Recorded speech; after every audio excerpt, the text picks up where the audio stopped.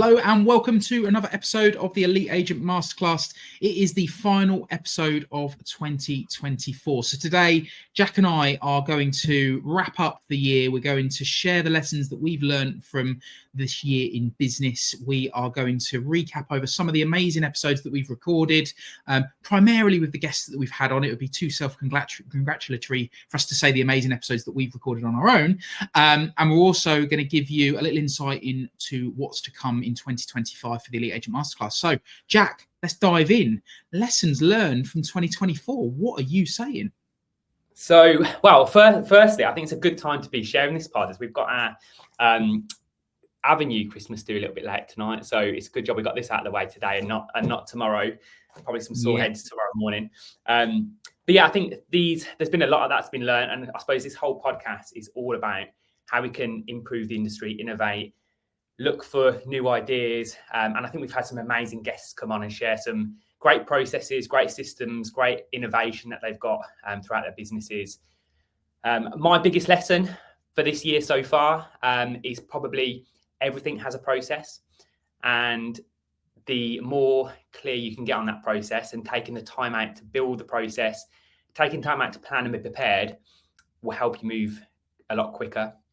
I think I'm someone, and I know there's a lot of other people out there that just like to get stuff done. But when you continue to get stuff done time and time again, you're not going to make the change that you need to get to the next phase or the next level or the next place within your business. So for me, it's definitely taking the time out to build new systems, new processes, and make sure those are streamlined so you can move further forward and advance and get to the places that you need to get to within your business.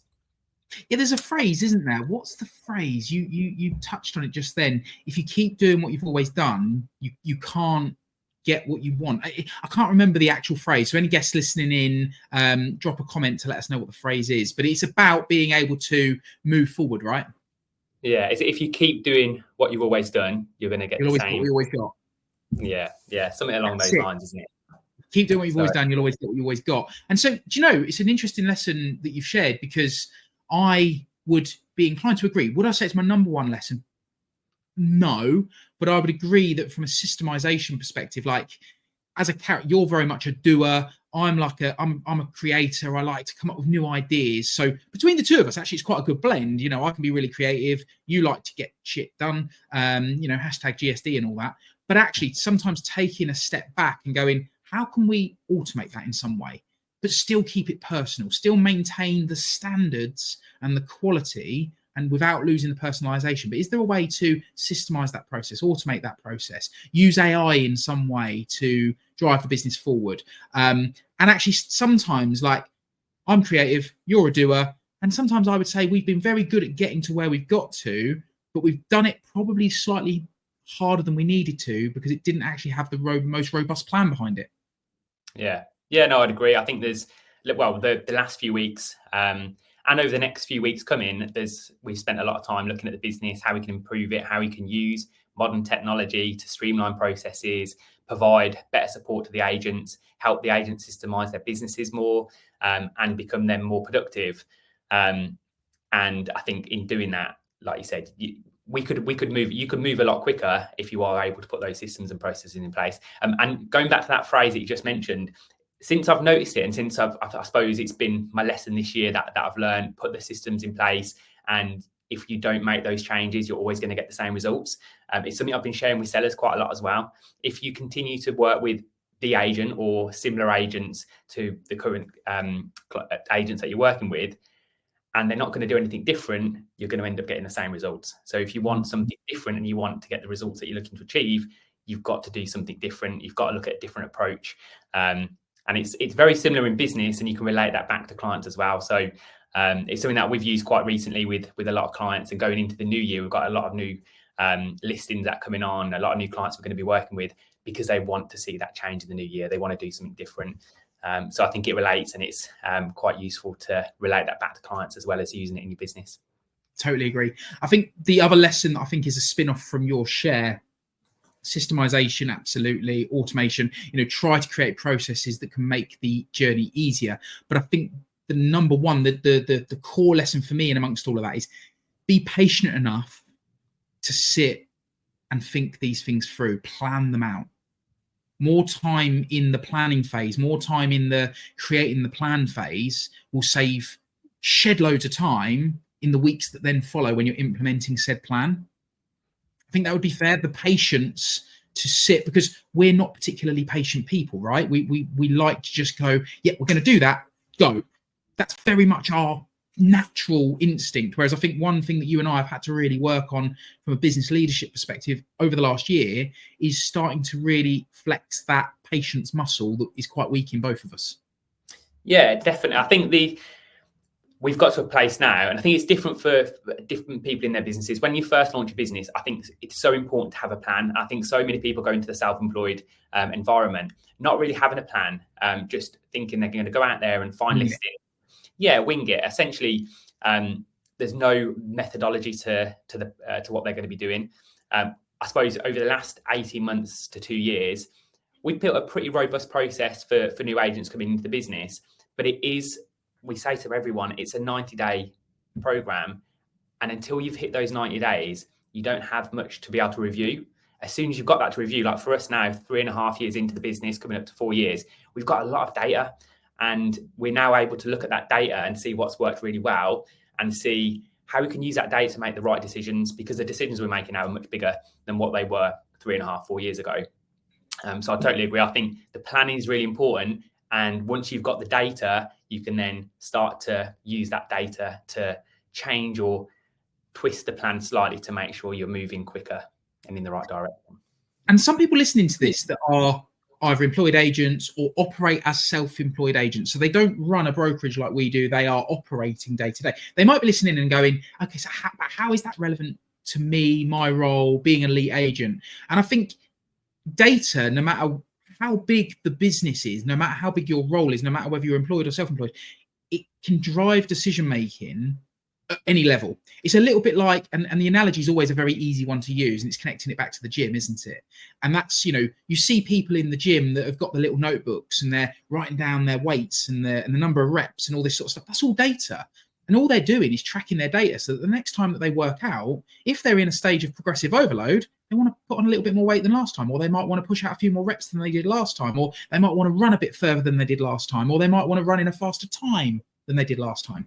And so all of that is data. So to contextualize that for those listening in that think, okay, I'm not running an estate agency business, it doesn't matter. Think about the data points that influence you day to day in your business and personal life, and then work out how you can make tweaks and changes, but take the time to review it, take the time to implement a plan, and then go, okay, cool. How can I make that 1% better? How can I make it 10% better? That's where we've got to, right? And that's the whole marginal gains. We just before we came on, we were looking at the P&L for a new business that we're launching in the new year. And so, okay, but if we tweak that by 10%, what difference does it make to the annual result?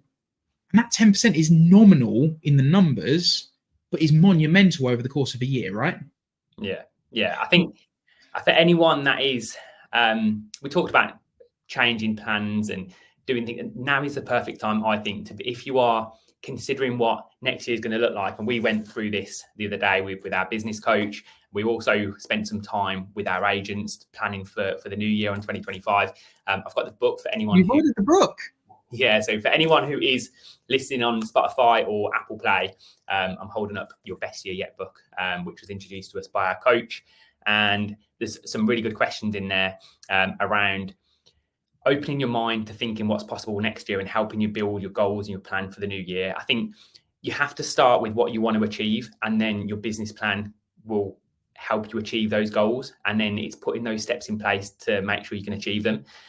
I think now is the perfect time as things start to slow down in the lead up for Christmas. It gives you the headspace, the time to really think about what you really want to do next year, and really form a plan or put a plan together, or reach out to people that can help you put these plans together, get some advice, get some ideas on what next year is going to look like, and go for it, go smash it, go have your best year yet in 2025. But I think now's the perfect time to be thinking about that and what that's going to look like. I'm going to throw out a conversation that you and I had the other day, Jack, and you didn't know what I was about to say was coming. It happens quite a lot with me, I suppose. But so I'm going to throw it out to the people that are listening in, watching, and interacting with this content. Who, if you haven't yet sat down and worked out your goals for 2025, personal and professional, Or you're one of these people that goes, oh yeah, I'd love to do that, but I don't know where to begin in order to set meaningful, tangible, results-based goals. Who would be interested? And so whatever platform you're watching this on, drop a comment. If it's on Spotify, there is the ability to message us, etc. Drop a comment if you'd be interested in Jack and I running a workshop, webinar style, in January, early Jan. If you haven't yet set your goals, but you'd like to do it in a meaningful way that's going to give you the ability to elevate yourself in 2025. If you would like us to run a webinar style workshop, drop a comment, let us know. And we don't even need to pull that together. It's a conversation we've been having. So I'd be really interested to know, because we've got it ready. It's just a case of who would be keen. Drop us a note. A little bit of a side note there, Jack. And apologies, took it off piece, but I thought, why not? Now's the platform. Yeah, and I think for us, it's been really useful having that time with, I mean, we're very much people who want to be surrounded by learning, development. So we spend a lot of time with Nick, our coach. And that day we had the other week where it was putting the plans in place. I mentioned it at the meeting, but I was really struggling to form. I set my goals every single year, but I was really struggling to come up with, what do I really want next year? What do I want my goals to be? What's really important to me, my family, Alice? How do I need to set these? And I was struggling. And these questions really help open your mind up. It's not direct questions on what are your goals. It will ask you questions that can help you lead to those goals. So it really helped me set my goals now for the new year, but sharing it with the partners and having the meeting that we had a few weeks ago with the partners on how they can set their goals and build their business plan. The feedback that we've had from the agents across the business has been amazing. And I know now how motivated, how driven they are to making sure they can achieve what they want to do in business next year.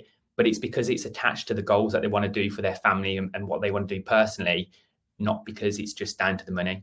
The money is just a vehicle to get them to where they want to go, what they want to achieve next year. So yeah, the why has to be deeper than the money. Yeah, definitely. So as James said, if anyone wants to jump on a webinar, reach out to me and James. As you can probably tell, we're really excited about talking about it. We'd love to share it with anyone else who would be interested in building and setting their goals and their plan for the new year. Yeah, always been someone to set goals, but I must admit those 10 questions that form part of it when we were part of the mastermind group, I have to be totally frank and honest and humble about it. It was enlightening. It was an emotional process, I'll be honest, for me personally. But actually, it's probably enabled me to build the most meaningful goals that I've ever built. And they just go so much deeper. So yeah, really, really great exercise. I, for one, as Jack has just shared, I would love to share that with others. I love to see people win. We're very much built around a growth mindset as a business, not just me and you as owners of the business, but as a business in general. So yeah, very keen if anyone is keen to share that. So far, the lessons learned then are the systems and processes, which interestingly, the last pod we released was with Holly, who heads up our ops, and she was very much talking about various systems and what have you that would be beneficial. So systems, processes, actually create freedom. That was the whole point of her pod episode was, it may feel constricting. It may feel like you're putting shackles on by having lots of systems and processes and diary structure and all this sort of stuff. And I said it on the pod, I'm the antichrist of process and structure. But actually, the more I've implemented it into my life, the easier my life has become. Because I just have to look at my calendar and go, okay, cool, that's got to get done today. I'll spend the time that I've allocated doing that thing onto the next thing. And for anyone else out there that struggles with overwhelm or busy brain, and when you start your self-employed business or any kind of business where you run it, overwhelm is a major thing, right? The stress of, I've got to do so much. So the time you take to sit down and go, what is it I've got to do? And then putting that into a plan, and then taking that plan and overlaying it into your calendar with allocated times will just remove that stress. So systems and processes is one lesson learned.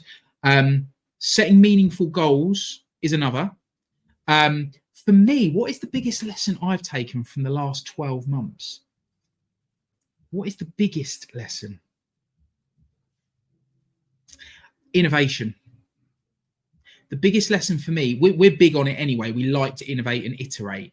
But the biggest lesson I've taken away is that there are so many ways to do things. Innovation is so important. But by using the data to drive the decision, you can innovate in a much better way. Have I articulated that cleanly? Yeah, I think as well, the way that we discuss and look at innovation, it always has to be a win for the people that you're serving, the clients, the people you're working with. It has to be beneficial to them, not just beneficial to your business. And if you can put the clients first in terms of how you innovate, looking at new ways that you can streamline the process. I mean, we had Ross Mckenzie on the pod talking about his tech system that's going to be able to improve the sales progression process and bring solicitors and mortgage advisors and estate agents together to make it a more enjoyable experience for the client.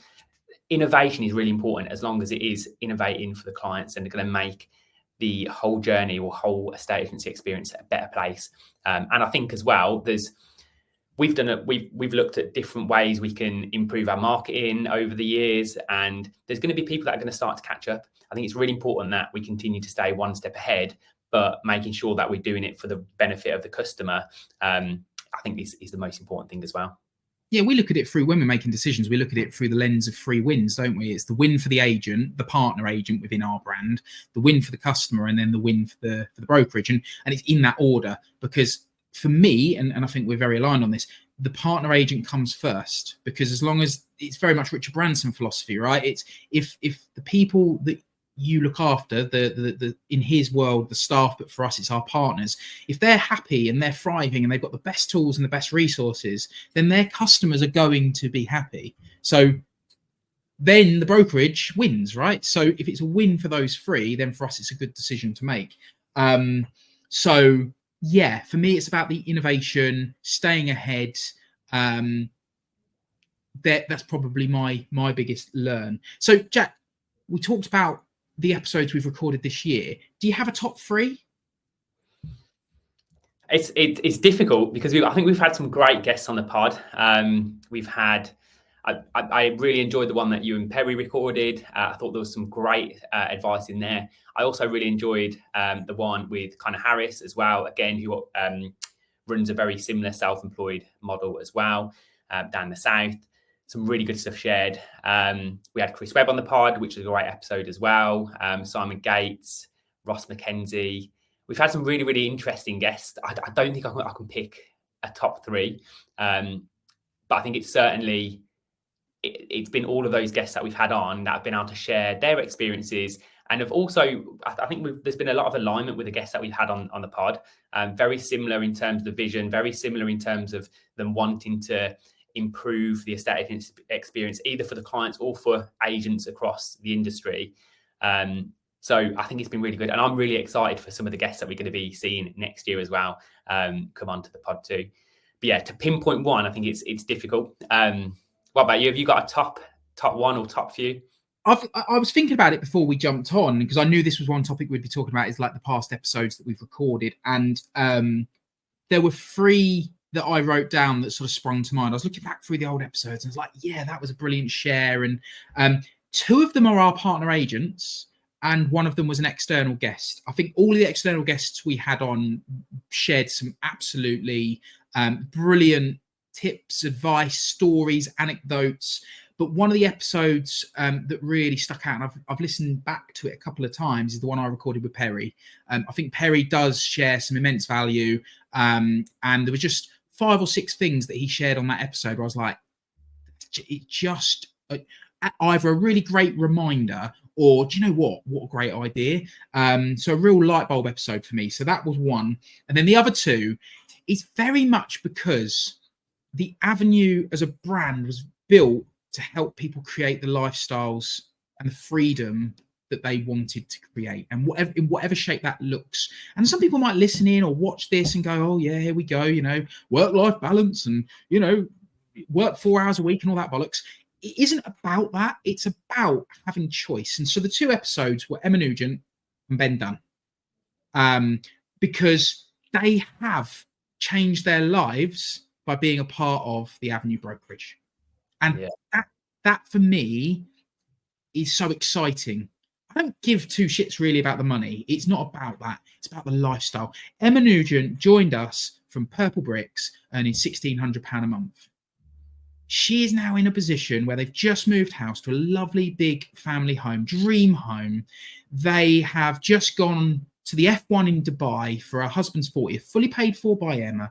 They've been on half a dozen holidays this year with their 3 boys.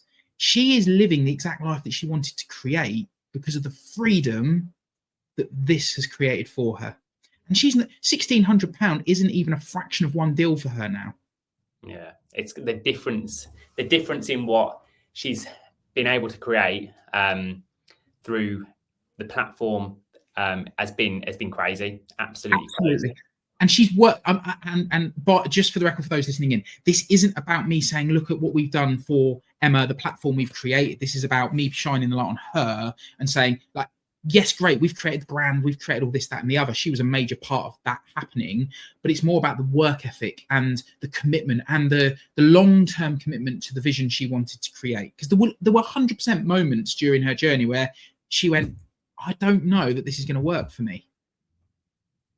And yet she pressed ahead, and now it's in a life-changing position. Same for Ben. He's on the up. He's on a different trajectory, slightly newer into his journey, but the same principle. He's 10 months into his journey alongside us this December, as we talk now, and he's already out-earned his best income that he had when he literally physically paid into his bank account, earned more in 10 months than his best ever years working as a traditional agent for 10 years. And that for me is what it's all about, because now it gives him the freedom. You know, we were talking about him being able to move house. He's having another baby that's due any day, and being able to move house, like the freedom around what he can buy now because of the money he's earning, and being able to buy a new car and go on a lovely family holiday. All of these things that sometimes get taken for granted, but he's got the freedom to create that, and I love it.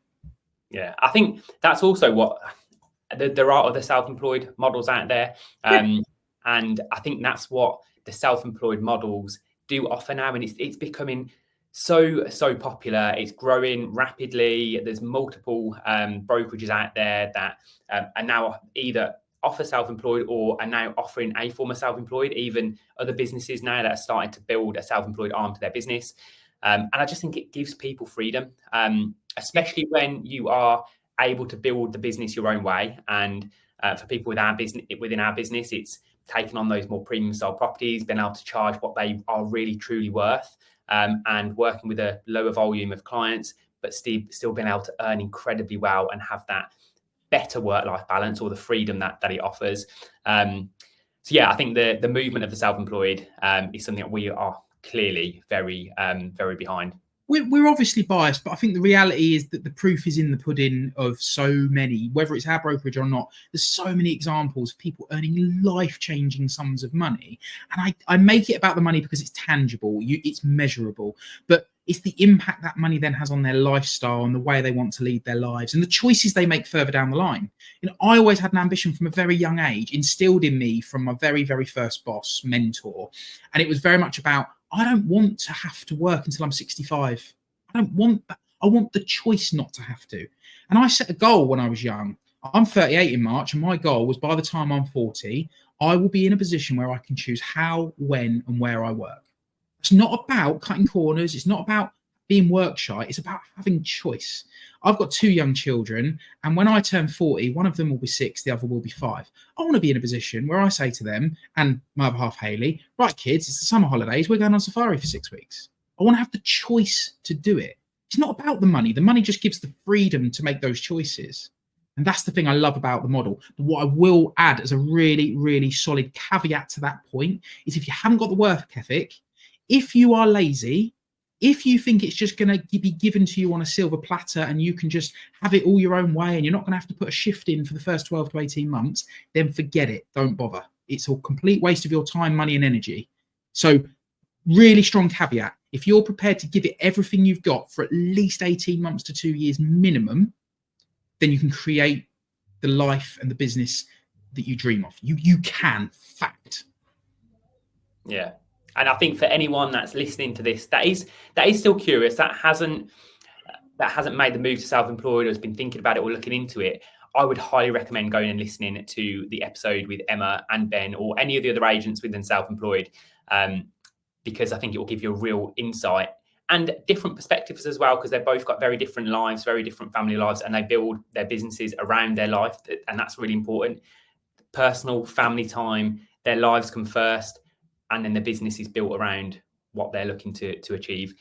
So yeah, I'd highly encourage anyone to go and listen to those episodes, because they were 2 very, very good episodes, and it will give you a different perspective on 2 people that have done incredibly well in self-employed estate agency. I'm just thinking, I'm reflecting on the conversation we've had today. I think a lot of people have gone into the end of the year. I've had conversations with people that are outside the avenue, and they're like, oh, I can't wait till Christmas. I need the break. I'm done. I'm jaded. I'm tired. I need a rest. I'm like, I'm buzzing. Like, I'm absolutely buzzed. We've got a Christmas do later, which of course is exciting, but we get to spend time with these amazing people and celebrate the year. I'm buzzed for what's coming in the new year. We're off for 2 weeks. I'm going to massively make the most of that time with my family, but I can't wait for January so that we can kick off and get all the new plans in play. What have we got in store, Jack? We've got some exciting stuff next year. So, and I think for anyone that's listening to the pod, anyone that's in the industry, if you've got anyone that you would like to see on this pod next year, then drop a message in the comments or drop us a message directly, because we have some really exciting guests lined up for next year. Guests external and internal. So we've got guests that run similar businesses in the property industry. We've got guests that are self-employed and have had success in the self-employed environment. We're also going to be sharing some of the, I suppose, the changes that we've gone through as a business, some of the successes, some of the wins, some of the intricacies that we've built, the processes, the systems within our Avenue business. But we still have space for some more guests. So if anyone is wanting to get on the pod or wanting to have a chat and discuss all things property related, then let us know, because we would love to line up some more guests for the new year as well. Beautiful, beautiful. So big things in store, 2025, best year yet. If you want to build your own best year, I said it earlier, drop us a direct mail or pop it onto the comments and we will get that organised. But until 2025, that is 2024, the Elite Agent Masterclass. It's a wrap.